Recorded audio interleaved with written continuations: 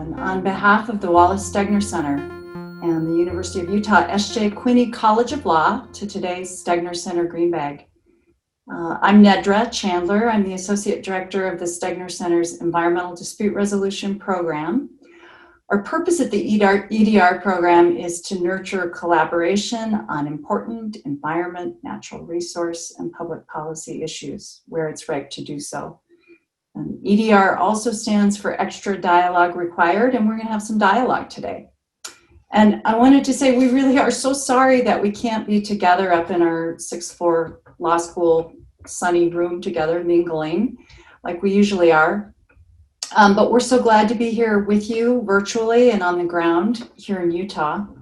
And we're super lucky to have Robert Bonney as our speaker with us today. Before I introduce him, please bear with me while I set the stage here with two things that matter to set the stage and also look ahead. So I want us to take the time right now with some awareness to just listen to the university's land acknowledgement and let it sink in while I read it here.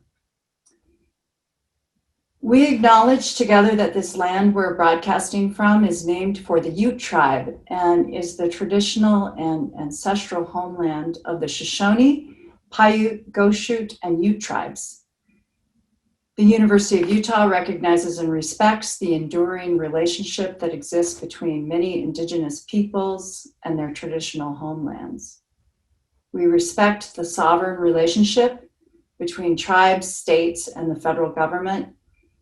And we affirm the university's commitment to a partnership with Native nations and urban Indian communities. All right, so thank you for that. And here are two future events we hope you'll put on your schedule to join us at the Stegner Center. October 29th, 2020 is the Lake Powell Pipeline and Northern Corridor Highway. Do We Need Them? Is the title by Paul Van Dam, the former Utah Attorney General.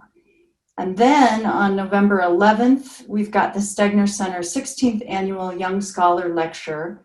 And the title of that one is Wildlife as Property Owners by Karen Bradshaw, Professor of Law. So you can always find the details for these Green Bag lectures and other events from the Stegner Center on the website. And hope you'll go there. And also, we hope you'll, yeah, that's good. I think Robert's going to drop Robert's longer bio into the Q&A so you can find it. And I just want you to know, Robert is known quite far and wide as someone that people really want to work with and learn from in the world of good governance. And Robert captured our interest again last spring with his so timely and relevant bipartisan work on bridging some of the divisions and connections between rural and urban people toward the environment and toward government in general. So we feel really grateful that he wrote a blog for us on this topic at edrblog.org. So please go there to edrblog.org to sign up to get the fresh content that we deliver straight into your inbox twice a month. And I want you to know about Robert, and he's here now. He leads the Farm and Forest Carbon Solutions Initiative at the Bipartisan Policy Center. He's also an executive in residence at the Nicholas Institute for Environmental Policy Solutions at Duke University.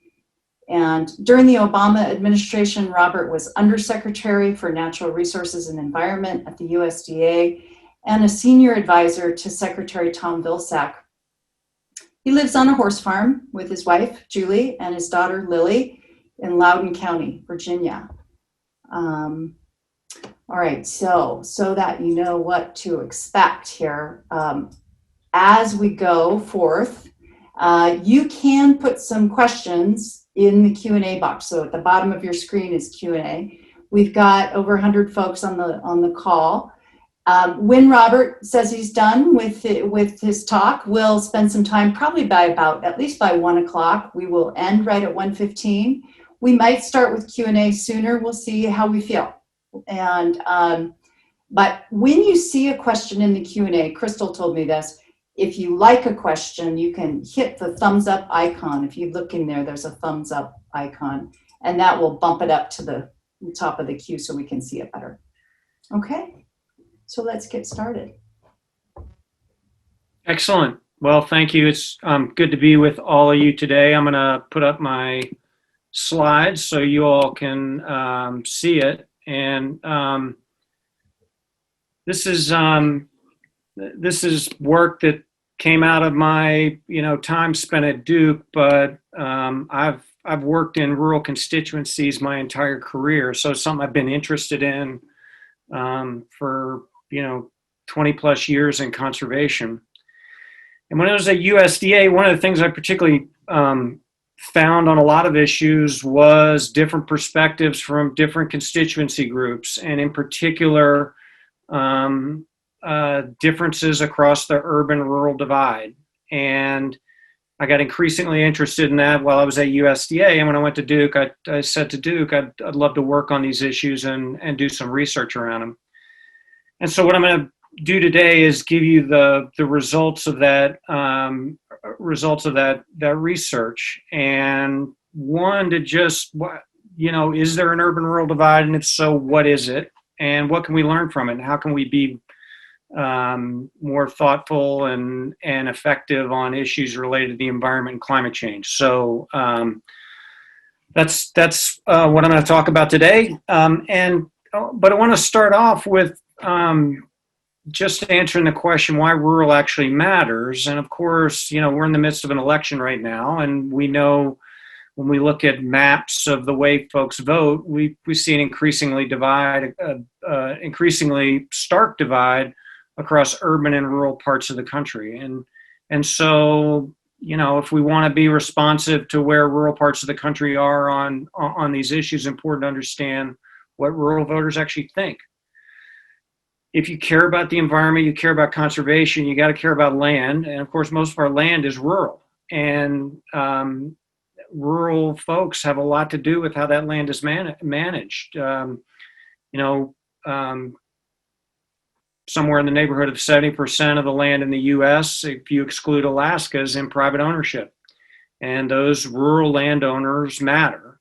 But even in places like Utah, where you have large federal land base, those rural communities that are embedded within that federal land base have a significant impact on how those lands are managed. Their voices matter, and agencies listen to them. The other thing is that, I worked at the Department of Agriculture, and the Department of Agriculture is fundamentally a rural agency, thousands of offices in counties across the country, and rural people working at an agency that represents rural, but it's not just USDA, Department of Interior is the same. So again, if you care about land management, you have to understand that the character of these agencies is actually they're populated by a lot of folks from rural parts of the country. But if you're like me and you care about environmental policy, you also have to think about the weight that rural constituencies have in state capitals and back in Washington, D.C. And rural punches above its weight. And there's some structural reasons for that. The Electoral College, but the biggest is probably the United States Senate. And, Wyoming has as many votes as California. And so rural constituencies matter a lot. And if you want to think about how you piece together coalitions to get things done on the environment, rural matters a lot. So let me just tell you kind of what we did, and then I'll talk about the results. So we started off with a series of focus groups. We started with focus groups in North Carolina. We then did a bunch of focus groups in the West, both first in-person focus groups. The ones in the West were telephone focus groups, as well as we did a couple online focus groups. We also did focus groups in Wyoming, specifically around wildlife migration. It was led by our colleagues, Drew Bennett and others at the University of Wyoming. And then we did some in the Midwest, where we focused a bit more on climate change. We did a national telephone poll of 1,600 voters with a big oversample in rural, so 1,000 or more of those from rural parts of the country, so that we could compare attitudes across urban and rural, and so we could start to look at rural attitudes in different parts of the country. We we did an online focus group in the Upper Midwest, as I mentioned, as well as a telephone poll in the Upper Midwest, and polling and focus groups in Wyoming as part of the University of Wyoming stuff. And then we interviewed rural leaders in agriculture, forestry, tribal governments, African American landowners, local government, business across the country. So what I'm going to put up, you're going to see a lot of slides and then some quotations and other things. I'm going to put up the slides from the polls because it gives you a good sense of kind of the results from our polling, but I'm going to supplement it with some of the lessons we learned in focus groups as well. And so in focus groups, focus group after focus group, we would show up, we would tell the focus group, all are from rural parts of the country. Typically it was from a rural state, Nevada, Utah, North Carolina, elsewhere. And we'd say, look, you're from rural parts of the country. What's it like to live in rural? What do you like about rural? And inevitably, without prompting from us, participants would start talking about the environment, the importance of open space, the importance of clean water, clean air, the outdoors, recreation, all those things. And that happened again and again and again in all the focus groups. And so there was a real, even without us prompting, a real connection to the outdoors and to the environment. And so when we asked in our poll how much people care about the environment and conservation, how important those issues are to you personally, we found basically no difference across the urban-rural divide. You'll see the rural voters on the left here a little bit lower than the urban-suburban voters on the right in terms of how they rank these issues. But when you correct for party, there's no difference at all. And so if you want to think about what the rural-urban divide is, it's not about who cares more about the environment.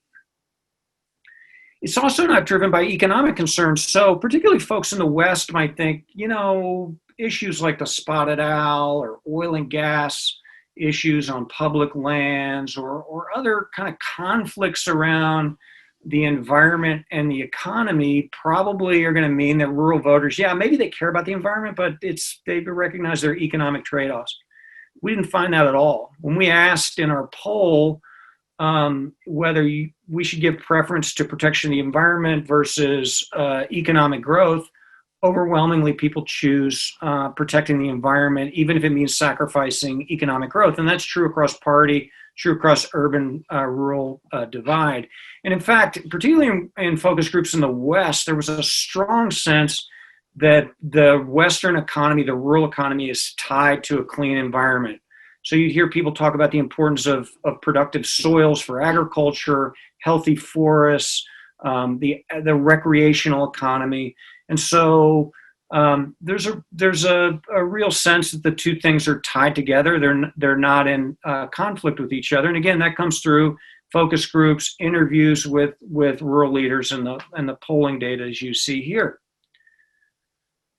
Where you start to see a significant divide is around attitudes towards the government, particularly the federal government. So the experience in our focus groups was that we would have this conversation about what it means to live in rural, and a lot of times it was about conservation and the environment.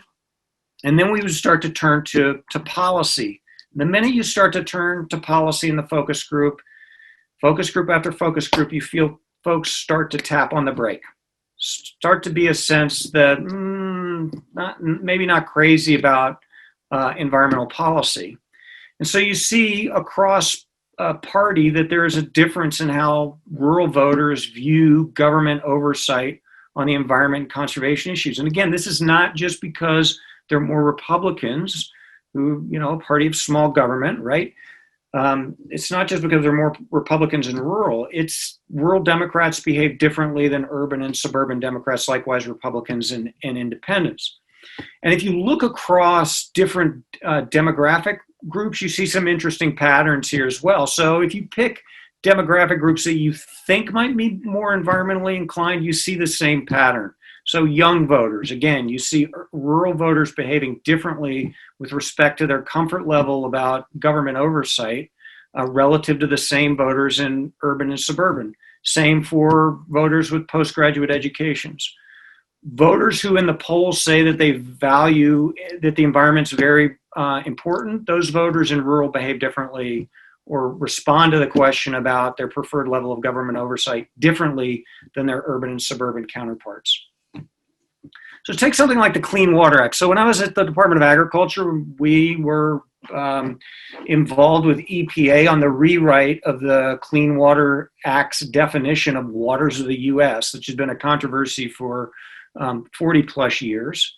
And we asked in one of our Western online focus groups about this issue, and we framed it up in a very unbiased way, basically pointing out to these voters that on the one hand, folks want to increase the regulatory reach of the Clean Water Act to protect clean water, to protect wetlands and streams and other water bodies. And on the other hand, we framed up that there were folks in agriculture and forestry that were concerned about that because of its impact on their operations, and the same with other businesses rural. And this is the type of response that we saw again and again from those rural voters. I point out that these are actually pretty sophisticated responses. One thing people might assume is, well, maybe rural voters just don't understand the environment. No, we found again and again a pretty high level of sophistication with rural voters around these issues. But you see a typical response here from the voters. I have concerns about the government's ability to design a program with enough flexibility to accommodate situations already in play. That's from the bottom quote there from the rural Idaho voter. So if you ask rural voters, do they care about clean water? Yes, absolutely care about clean water. What do you think about the Clean Water Act? You get a different response. And one of the things I think you see again and again in polling about the environment conservation, everybody loves the environment, everybody loves conservation, but their views about what you do about it, how the government deals with it, are different. And that's a clear divide across urban and rural voters. So let's talk a little bit about climate change. Now, climate change is a polarizing issue in and of itself. When you raise it with folks in focus groups, it tends to split the room into different camps. And when we raised it in the context of the poll, we actually didn't raise climate change first. We raised a question about weather. And in particular, we asked those voters, have you experienced weather changes such as increased hurricanes, flooding, droughts, higher temperatures, or wildfires in your community? The interesting thing is that the answers are polarized. They're polarized across political parties. They're polarized across the urban-rural divide.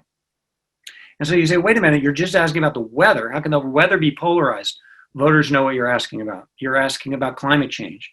And so climate in and of itself is polarized, and that's why you get answers like this. But as I'll talk about later on, there's actually a path forward to engage rural in a conversation about climate that I think can be quite productive. We asked folks in the poll about their support for taking action on climate change. A little bit more than half of rural voters in favor of taking action on climate change. About 15% more voters in urban and rural parts or urban and suburban parts of the country support action on climate change. So again, you see a divide there. Now you may say, well, like in rural, 54% is, if you support doing something about climate change, that's actually pretty good. Yes, but remember, we haven't yet talked about what the government mechanism is that we're going to use to address climate change. And because people's attitudes on the government matter, you might look at that 54% as a high watermark. You start talking about a carbon tax or cap and trade or other ways to deal with it. You could potentially see that those folks in that 54%, that their comfort level with doing something about climate change may drop. So one of the things we found that was really, really interesting, we ran a regression analysis across people's views on the government as a driver of their views on climate change. If you want to know what people think about climate change in rural America, you can predict it pretty easily for what they think based on what they think about government. This was one of the agricultural leaders we sat down with in North Dakota, basically saying, absolutely, we see climate change out on the landscape, but farmers are hesitant to say it because they're afraid of policy consequences once everybody admits it. So a lot of opposition to climate change may not be about the science. It may not be about, kind of those issues related to sort of a factual basis for climate change. It may actually be what people think about the government and their concerns about what climate change might mean. And the metaphor I would use is that I think rural voters look through a certain prism. They either have direct experience, or more likely they have experience that they've heard from other folks about what they think environmental policy looks like, and they're not always crazy about what that picture is. And so that, I think, influences their views not only on existing laws, existing statutes and regulations, but how they think about new laws to address climate change. There's no question that partisanship matters in people's views on climate, but if you the people's views on whether there are more extreme weather events, those types of things are also colored by where they are on climate change being an important thing to address or not. So that slide I told you about people's reaction to the weather, it's driven in part with what they think about climate, what they think about government. So let me talk a little bit about our work in Wyoming. We were particularly interested in looking at rural attitudes on migration and migration corridors in Wyoming. So we, just like we did with the national study, we did both interviews, or I should say the University of Wyoming did interviews. We funded it and sort of consulted with them on it, but Wyoming undertook the work. But it was interviews with stakeholders. It was a focus group, and then we did polling as well, and talked about things like the economic trade-offs to understand that across across Wyoming voters, strong support for wildlife, but a little bit the same dynamic of when you start to talk about policy, it's a different conversation you have with those voters. One of the things that was interesting, we actually asked about climate change, and there was much more polarization about climate change. Climate change affects migration corridors in some important ways, and so we tested those issues as well. And it's one area where you saw some significant polarization around policies to address migration.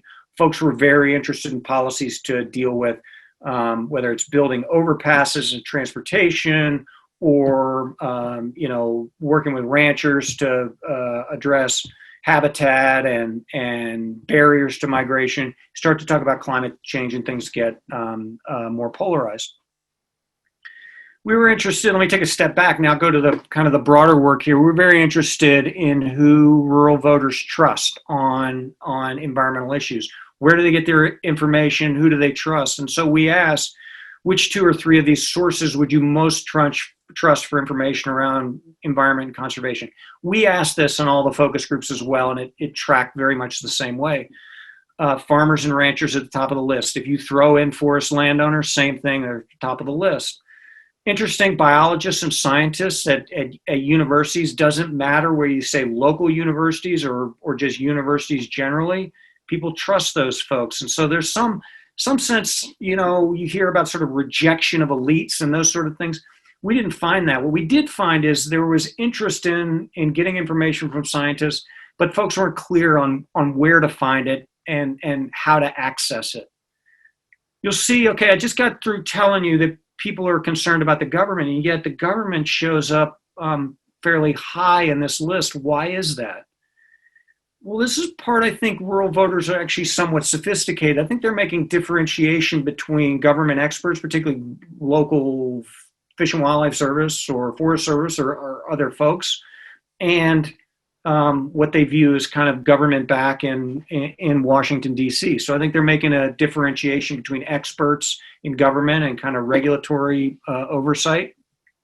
As you go down the list, you'll see environmental groups, conservation groups at the bottom of the list. Now, that's not people saying we don't trust them, but you'll just see they don't rank as high. And if you were a conservation group or an environmentalist or supportive of those, this has important implications for how you think about engaging with rural. We tested a lot of messages to see what would work with rural voters. Messages related to moral responsibility to protect the environment for future generations, scored very high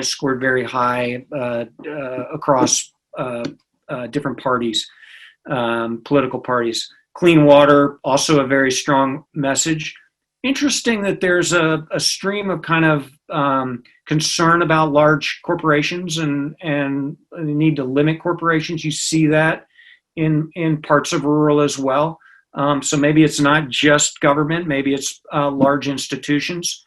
At the bottom of the list, climate change. I'll talk a little bit more about that at the end, but rural way of life. And you think, well, why is rural way of life down at the bottom?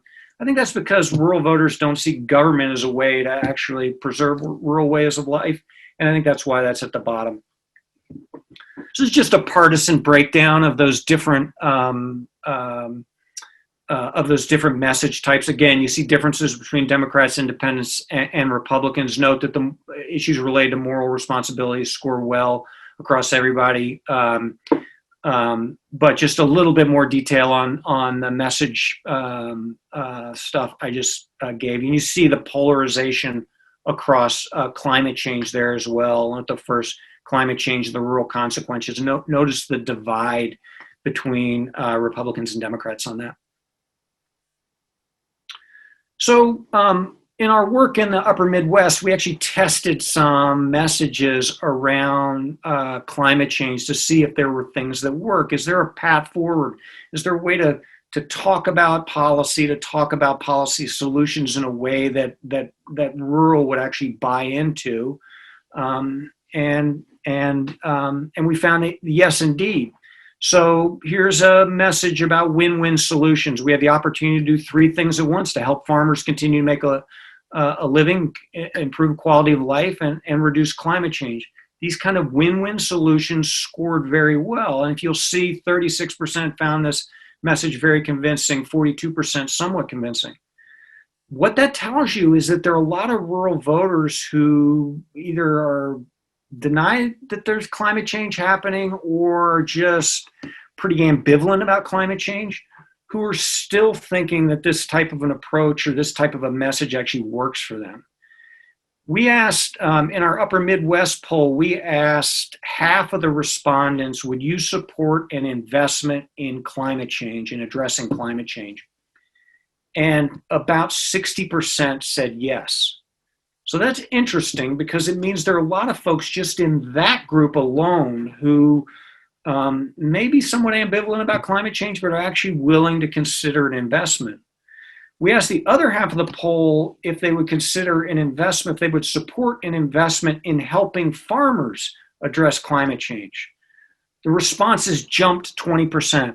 So somewhere in the neighborhood of 85% said yes, absolutely. So when you actually talk about ways that appeal to rural that they view as a win-win solution, you get a bunch of voters who are actually not buying into this climate change thing, but are willing to actually potentially support policy. And that's particularly true when you talk about natural climate solutions, the opportunity to work with farmers, ranchers, forest owners to improve the health of their operations, of ecosystems, and to address climate change.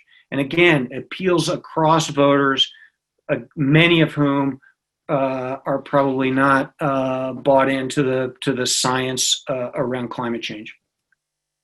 So let me just close with some implications on this, and then I'm happy to take questions. So I've just spent a good amount of time talking about messages, and I think messages and testing messages for me. I'm not a pollster. I'm not someone that does this full time. But I think messages are a window into what people value and what the messages that appeal to them are appeals to their values. So I think from that standpoint, messaging is important. But this urban-rural divide is not a messaging problem. We can test messages and try and dress up all the stuff that around climate change or otherwise with fancy messages, and that's not going to solve the problem. The urban-rural divide is real. It involves who the messenger is particularly important, but there are attitudes about government that are different, and so policy solutions are going to matter. We have to think about how we address these issues, I think, in a very different way, and just thinking about ways that we can take the same stuff and do a better job of messaging is not going to solve this problem. One of the key things is going to be engagement with constituencies that rural trusts and that matter to rural. And so you saw in our questions about who do you trust that farmers, ranchers, forest owners at the top of the list. Engagement with those folks is going to be important.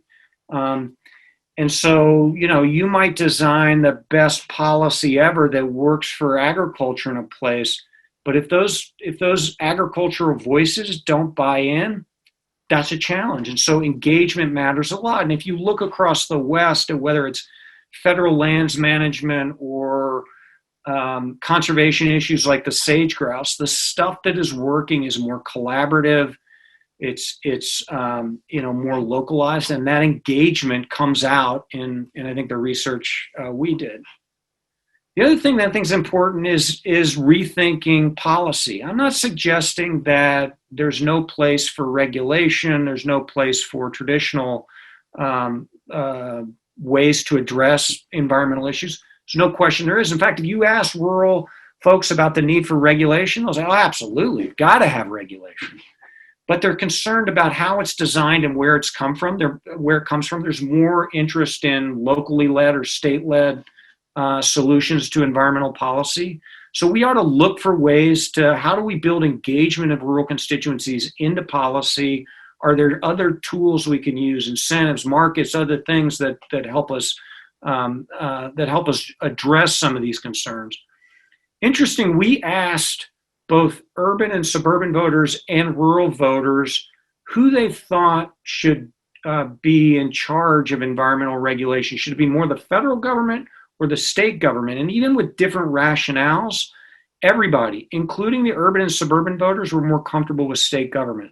That's telling. And so as we think about policy, maybe there are ways to think about policies that might actually appeal more to rural and actually allow us to make progress in improving environmental policy. Last thing I'll say is that I think there are actually a lot of reasons for optimism. There is a strong conservation ethic in rural America. I'm not sure that we've always given rural constituencies a way to exercise that, to feel good about it because of their concerns about policy and government oversight. But even on an issue as polarizing as climate change, there's a bucket of things that you can do on climate change that rural voters are going to support. And for things that directly affect some rural land uses, agriculture, forestry, other things, thinking about ways to engage those stakeholders and to build support should generate significant rural support for these types of policies. So let me stop there. I'll take my slides down, and I'm happy to address any questions anybody has. It really stands out to me, from the slide you put up with who do rural constituency trust. And I actually just didn't quite follow or catch why was U.S. Fish and Wildlife up so high? It was like universities, and then U.S. Fish was third. Say more about that. Like, if I'm a person at U.S. Fish and Wildlife Service and I'm a federal leader, I'm not, what do I learn how do I apply what is here? Yeah, so I think that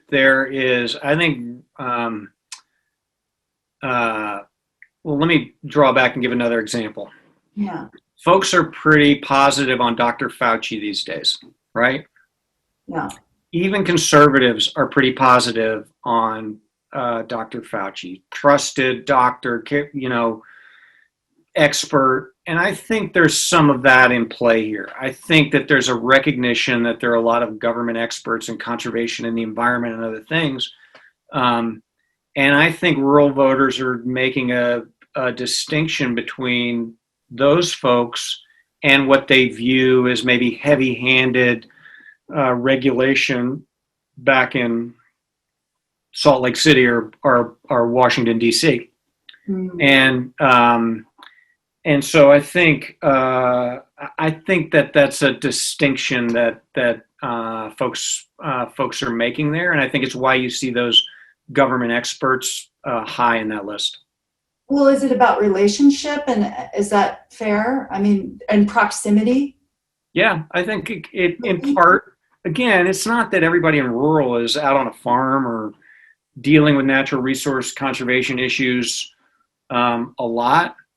But I do think that there's a familiarity with those agencies, particularly in the West. You all know that, in a way that there isn't in urban and suburban voters. I think there's an understanding of the USDA and Fish and Wildlife Service and state game agencies and all that stuff. So I do think those relationships matter there. Yeah. Okay. Let's take a look. And you can see them too, if you want to just. Yeah, so I see Patrick's question about in the Intermountain area, isn't there also a Mormon overlay, which is based in theology and distrust of science? So this is an important question. I've actually broadened it out to religion in general. I think we did a pretty good job of giving you a snapshot of what rural thinks and some of the issues. I think the religion issue is an important one across the country. And I think it deserves more attention. And frankly, if we'd had the resources and the time, it'd be an important thing to look at. I've been talking to a graduate student already has his PhD at Berkeley about looking at some of these issues. I think understanding religion would be really, really important. I don't know exactly how it cuts. You might see, there might be some issues related to science, but there also may be issues related, maybe hard on moral responsibility and stewardship and that sort of that stuff plays. So I think it's worth a look and more research. Yeah, and that's great to hear. And then 5 people really want to hear more about what's happened over time with the divide. Has it been relatively static, or has there been shifts? Yeah, so we're obviously taking a snapshot here, and so I can't look at similar research over decades. I think generally speaking, we've seen changes in people's attitudes towards the federal government. You just think about our politics today. The dividing line in our politics is significantly attitudes about the government. That's clearly changed. And it's changed natural resource agencies. Think about people's views of the agencies like the Forest Service following World War II and how that changed with the changing attitudes around the environment and attitudes towards the Forest Service. And so I think you probably can track, some of that. Think about the sagebrush rebellion in the 1980s. Yes, Americans have always been somewhat skeptical of government oversight. That's bred into us. But I do think there's probably reason that things have changed over time. And if you're interested in policy, you think about how can we build policy that actually builds back trust in some of those programs. And I think that's, or whether it's programs or regulations or otherwise, I think that's an important consideration for how we think about policy. Building back trust, and that really connects with this question too about, or the thing you raised about how views on government are a good predictor of views on climate. And then, or sort of the trust piece, where is that? the attitudes about government. And I think about like Pew Charitable Trust's research on trust in government. Sort of how is that the path? Tell us more about the path forward for a conversation about climate change. You kind of alluded to that, if you'd be willing. Yeah, so, I think, well, if you look at a lot of polling on climate change right now, people ask the first question, do you care about climate change? Should we do something about it? And you look at the American public generally, and people have moved very strongly, particularly young people, young Republicans as well. You want to know why you're starting to see Republicans in Washington get more serious about climate change? Because they're looking at that and saying, hey, they've got constituents, young Republicans that are really interested in this. And so there are reasons there that I think people's attitudes are changing around climate change. But the one caution I would use, and I talked about it a little bit, is that yes, people may be more interested in doing things about climate change. And even if you get 65% of the American public interested in addressing climate change, that's before you've started to talk to them about how you're going to do it. And if there's one thing that kind of comes out in this research around people's attitudes towards government, is that the how matters. Mm-hmm. So you might have, 65, 70% of American public that wants to do something about climate change. If you start to talk about a carbon tax, that might reduce that amount of people, or people's views towards cap and trade, even though they may not fully understand cap and trade, that sort of thing. So I think this, the criticism I would make of some polling on environmental issues is that people ask the first question, do you care about the environment? Do you want to do something about climate change? Okay, you're going to get a lot of yeses on those. Right. That's the second question. What do we do about it? And so, figuring out ways to do things that have, and I'm not suggesting that we're going to make everybody happy, that we're all going to sit down and sing Kumbaya. That's not the suggestion here.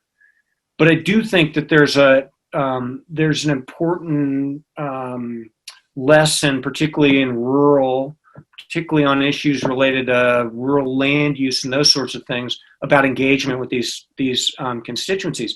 And in the case of climate change, it turns out that all the stuff we want landowners to do, soil health, cover crops,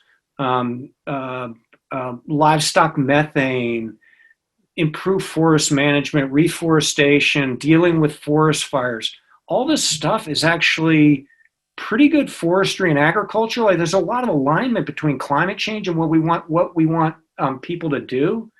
And so there's actually a place to go with a lot of rural constituencies, I think, that that we can take advantage of. And so that's one thing that I think is useful on the questions around climate change.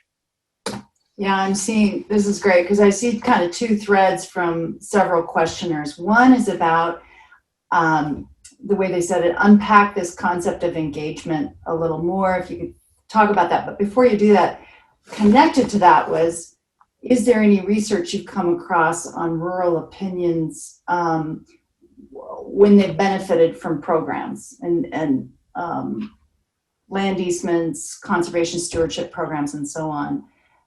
So I see this thread asking about, like, what does it look like more granularly that helps rural, have a little more trust and interest, right, in having conversations. And then the other one is, the second thread of that is funding and investment in that. So, yeah, take that wherever you want. Yeah, no, this is great questions. So it's hard in polling to really get at people's attitudes towards specific programs, specific types of policies. It's you just can't get into that much depth with folks. You can ask at levels of, comfort with regulation, those types of things. It's harder to really delve into kind of specifics. Mm-hmm. On the other hand, in our interviews of rural stakeholder leaders, you can delve in quite deeply on this stuff. And there's clearly support for incentives and the government providing good information and farm bill program incentives and those types of things. Yeah. But there's also recognition. Yep, absolutely. There's a place for regulation even with those folks, and the importance of kind of understanding the rules of the game. One of the big lessons from our interviews was that people are actually really want to engage, and they really want to be engaged. So on multiple occasions after we had, and these interviews would be 45 minutes, an hour for each interviewee. You covered a lot of ground. Yeah. What's that? We covered a lot of ground. And at the end of the interviews, multiple times people would just say, "Hey, thanks. This is great. I really enjoyed the conversation. No one ever asks us what we think about this stuff." Now, whether that's, true or not, there was a thirst, and this comes through in the interviews, of people to engage and to be part of the solution. And, the challenge is kind of how do we take advantage of that? Yeah. I love that. I love that story, because people discover in conversations, right? Those conversations themselves, your interviews, became a vehicle for that. So the question about investing in that, like if you were, a person who could determine investment from the state or fed or tribal government level, what might that look like? I mean, to bring, so those conversations can happen. And so let me sort of, I think this will answer it, but I'll give you an example. So climate policy, if you look at what climate policy has been about for a lot of rural constituency, it's been about, for decades, about creating offset markets that would allow agriculture and forestry to essentially undertake activities on their land and finance it through carbon offsets, electric utilities, manufacturers, others buying carbon offsets from farmers, ranchers, and forest owners. And so in the run-up to the Waxman-Markey bill in 2009 and 2010, there was all this effort to figure out how do you design an offsets program, how do you make it work for climate, how do you make it work for producers? And so when I was at USDA, I'm sitting in the middle of this as the negotiations are going on, and USDA is being asked by folks on the Hill and in the administration to engage. And so Waxman-Markey comes, there's this big offsets program, which USDA and others kind of help construct. It really hadn't been constructed with agriculture and forestry. Part of that was because kind of they hadn't been engaged for that long. It's new. You have to build up expertise over time. But farmers out in Iowa and forest landowners out in South Carolina and people that care about public lands out in the West hadn't been terribly engaged in this. And so it might have been, the language in Waxman-Markey might have been the best language ever on this stuff. The issue blew up in rural, and part of the reason it went down in 2009 and 2010 was because strong rural resistance, not just about agriculture and forestry, is broader than that. You look at the dynamic now, and there's actually much more engagement in forestry, forest industry, agriculture, and others, and that engagement of actually having people design policies, understand policies, is going to be really, really important for whatever passes in climate, whether it's a big climate bill or whatever it is. And that level of engagement of having people feel like they've helped design that stuff is going to be really, really important on this. And so as you think about kind of those, part of it is going to be, we're going to need to make investments, but we're going to do it if we just like throw out a bunch of money without having rural feel like things can actually work for them, we're not going to build a whole lot of support. Yeah, I'm just thinking about how I'm looking at the questions too, but before we leave this topic, it just feels like if that kind of at the EDR program, we teach and train about collaborative skills, and we say, don't try to collaborate on everything, only things that are ripe. And that takes investment, right? It takes real money and people on the ground and people paying attention, and right. And not everybody can shape every bit of policy. And so I just wonder how you think about that.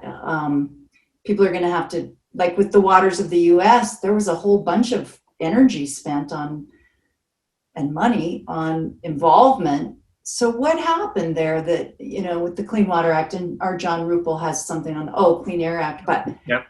What I think that's what's underneath some of these questions. It's like, Robert, Bonnie, do you have any insight into like the how of this, right? Because a lot of engagement is happening and somehow it's not maybe, bringing that trust up or having people feel like, yeah, we're behind this. We're in it.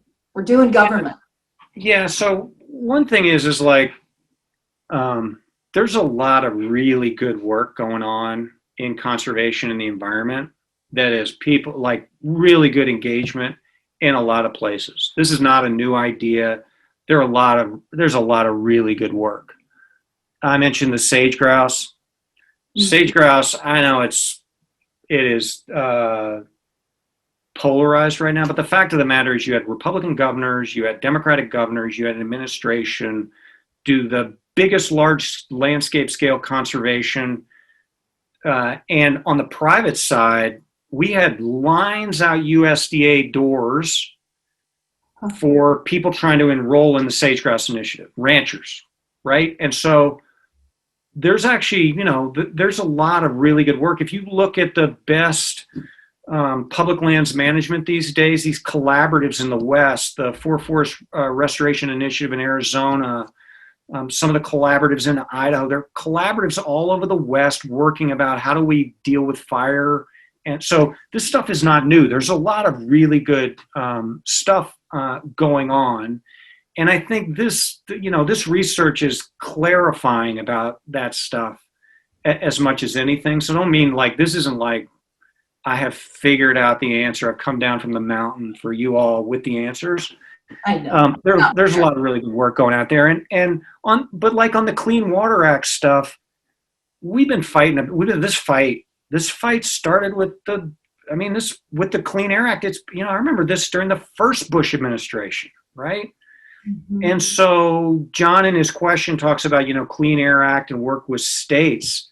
And thinking about ways to strengthen that, and think about could you think about a Clean Water Act that actually, Minnesota is very different than Utah. Should the rule be the same? Or are there ways to think about how we tailor things, invite states in? There's some ways to think about that might, in things like the Clean Water Act, that might be really, really useful. And John asked the question about public lands management. Think about migration corridors in the West. Yeah. If you want to solve migration corridors, you're going to need the governors at the table. You're going to need the private landowners at the table. You're going to need to think about public lands management. It's going to be about collaboration. It's going to be about people working together. It's not going to be we designate these corridors from kind of top down and a bunch of regulation sort of flows. That's not how we're going to get this done. It's going to be collaborative. And we've learned a lot how to do. You look at, endangered species stuff in the South, there's some great safe harbor agreements. So there's great stuff going on. And so, again, this is I look at our research and just say, yeah, it's clarifying, and it suggests that this type of engagement actually could work. Great. Yeah. Fair enough. So we need to start wrapping up. I see this piece that our land acknowledgement that's hot off the press at the university left out the Navajo Nation. I bet there's an answer for that. I am sorry for that. This is ancestral land of the Navajo and land of Navajo Nation. So thank you, Raymond. Other questions? Anything else that we leave undone? Oh my goodness. How can So we? I'll answer one question from Yeah, go Madeline. for it, please. Yeah, you're good at that. Yes, climate policies that have worked in rural. Conservation Reserve Program is a huge generator of carbon sequestration, hugely popular in rural parts of the country. It's not called climate, it's not called carbon, but it's worked really, really well for the climate. There are lots of things that'll work. Yeah, with that, as I just scan this, I want to say thank you to all of you. I do see something that catches my eye. Where are we for time? Yeah, we're good. I feel like most rural communities can agree that climate change is occurring, but seems like departure occurs when we talk about what's causing the change and the related fear of policy consequences. How might we frame it in terms of assurances to alleviate fears? Yeah, so I think that's absolutely right. And it comes out in the focus groups again and again. You get very few people who say, it's not changing. Most people say, yeah, it's changing, but it's God or it's something else. It's not human caused. See that a lot. And I, that's a, frankly, a hard argument to win. But I think the question suggests that, maybe if there are a bunch of policies that people actually agree with, that maybe we don't have to convince everybody that it's human caused. Look at the way the Biden campaign, you guys know my politics. I worked in a Democratic administration, so, state that for everybody to see. But look at the way the Biden campaign is talking about climate change versus the way Obama and Clinton talked about it in 2008. 2008, it was a conversation about cap and trade. How are we going to design a cap and trade program? Biden is talking about it as jobs and development. And there's reason. It's pretty popular to talk about it that way. And just like some of those things I talked about, you get a bunch of voters that maybe aren't that crazy about climate change that actually will support things. Biden's folks have figured that out. It's pretty smart. Yeah. Although, like you said, it's not all about messaging, it's about what's underneath and the trust. Absolutely. And so, if you think about, if you're a Republican or a Democrat who's going to run on conservation issues in the West, you see the language of engaging ranchers, you see that language. And that's because that stuff sells with these constituents. Robert, thank you so much. We are so grateful that you showed up today and that the participants showed up, and we're going to just wrap up with that and leave our screen and encourage you all to come to the future Stegner events, which will be up on your screen in a sec. And anything you want to say that you didn't get a chance to say, Robert? No, thanks for having me. Great questions from the audience. Yeah, very good. Thanks again. Okay, bye-bye.